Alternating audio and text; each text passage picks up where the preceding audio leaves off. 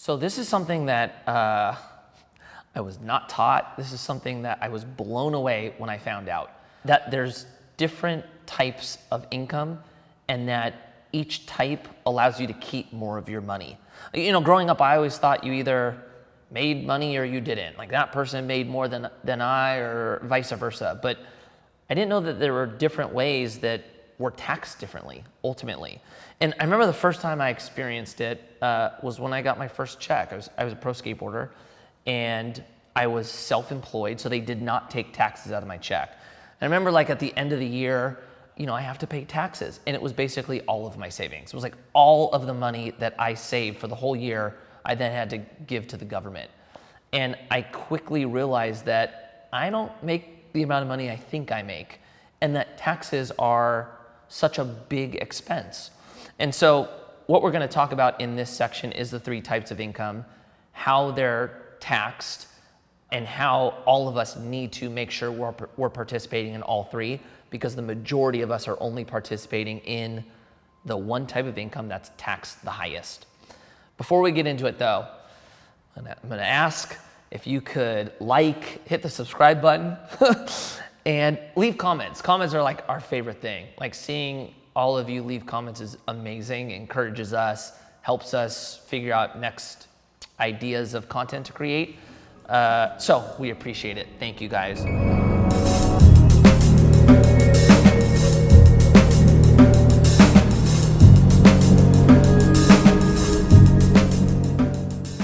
So the first type of income, oh, that's an N, sorry everybody, earned income. This is what the majority of people make. This is usually 99% of the income people make, and it's the only income they make. And it's taxed at the highest bracket. That's the shittiest part. So if you make a salary or a wage, if you get tips or bonuses, if you're self-employed, this is earned income. This is what I got from being a pro skateboarder, was earned income. And this is, if you've ever heard this, if not, this is what basically people say about the rich. They say the rich don't work for money. The reason they don't work for money is because when you work for money, you're giving up time. You're exchanging time for money. And when you do that, that comes into the earned income type, and it's taxed at the highest amount. So you give up your time to bring in money, and then you don't get to keep a lot of your money. So that's why they say the rich don't work for it. They stay away from earned income. The challenge I have against that one is, like, I was a pro skateboarder. I loved what I did. Like, I would have never given that up for anything. So yeah, that was earned income, but I think the best way to do it is enjoy what you do. Like, we should always be working. I don't think we should ever not work. And so when you find yourself doing the thing you're meant to do, well, now you're earning income and you're enjoying what you do. Then we'll worry about how to create the other two components. But I wouldn't necessarily skip earned income. I just think most people don't enjoy what they do, unfortunately. But earned income, tax at the highest bracket. Highest rate, and exchanging time for money. So that's what we have on earned income. The second type of income is portfolio. That's a T right there. Portfolio income. Wow, guys, that's beautiful. Portfolio income, or this is capital gains.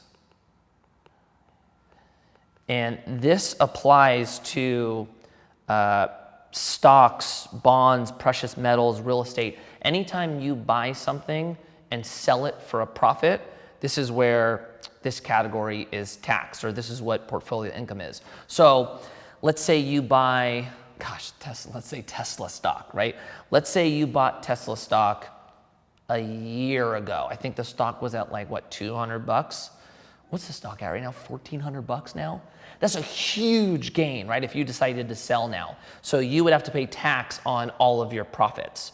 The cool thing is for portfolio income or capital gains is taxed less than ordinary income or earned income. But there's a difference between short-term capital gains and long-term capital gains. So short-term capital gains, let's not forget I'm writing this down. Short-term capital gain is if you held something for less than a year, you're going to get hit with short-term capital gains. That's pretty much, you're going to be taxed as earned income. So long-term capital gains, where you get the tax benefit,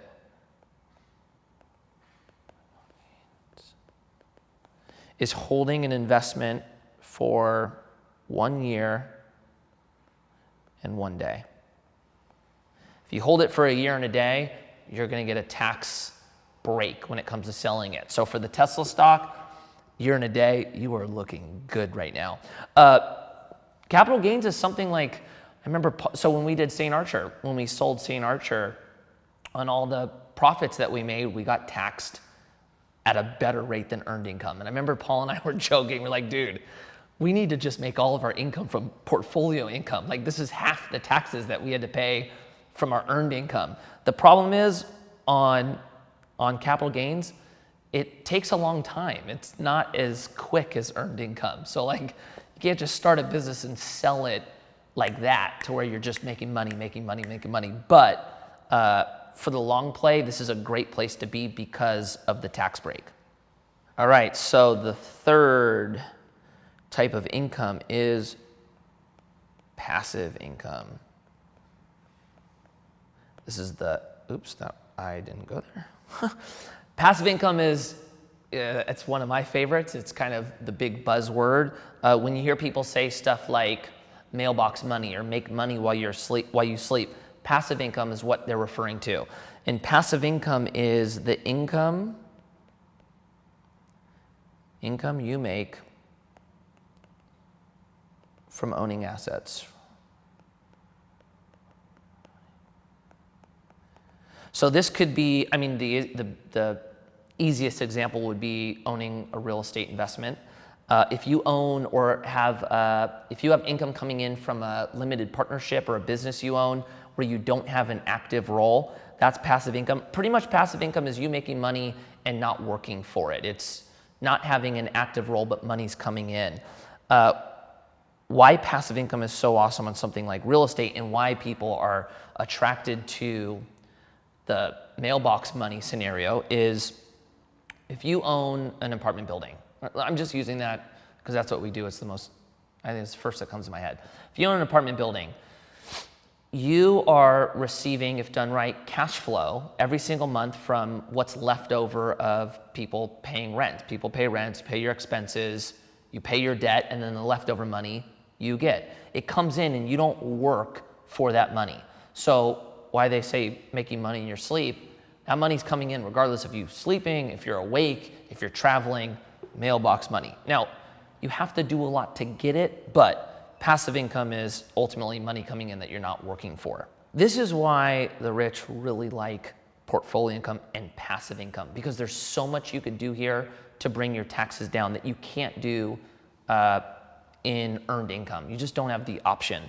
So for passive income and even capital gains, if we're talking about real estate, there's amazing things in real estate to essentially delay taxes or not pay for them. One, for example, when you sell, let's say an apartment,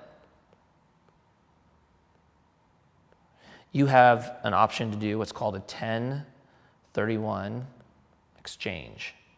And that allows you to roll over all of your gains into another property and not pay taxes for it. So that's an opportunity that you have to delay taxes. If you do a cash out refi, that's tax-free, no taxes on that. If for your cash, for the passive income, you have areas where you can, they're called phantom expenses, but you can write off depreciation. Gosh, again, I don't even think I'm spelling depreciation right. Grammar, not my thing. Depreciation, improvements, taxation. These are all things that you can do to bring your taxes down significantly, almost next to nothing. So when you hear people say the rich don't pay taxes, right? We hear this from Amazon. We hear this even with a lot of real estate investors. A lot of people will say, yeah, you don't pay taxes. This is how they're doing it. There's so many opportunities in the portfolio income and the passive income, especially, where you can essentially not pay taxes. To close, these are the 3 types of income. And to kind of go over them really quick, on earned income, there is a plus to earned income. Hopefully you love what you do, that's a big one. But 2, it's quick money. It's something that you're able to generate money pretty fast, where portfolio income and passive income, you have to have had the money to then go put it to work, and it typically is on a longer timeline. So I think all 3 are very important, but if you want to keep more of your money, it's done in the other 2, portfolio income and passive income, really passive income. So that's where we want to get. As far as the laws go, these laws are not just for the rich. These laws are for everyone. So we all have the opportunity to keep more of our money. So that's ultimately where we want to get, all 3 types of income. And then we all get to keep more of the hard-earned money that we're making. So thank you guys. I hope that helps. Leave comments again. Let me know if you have any questions on this, and we will see you on the next video.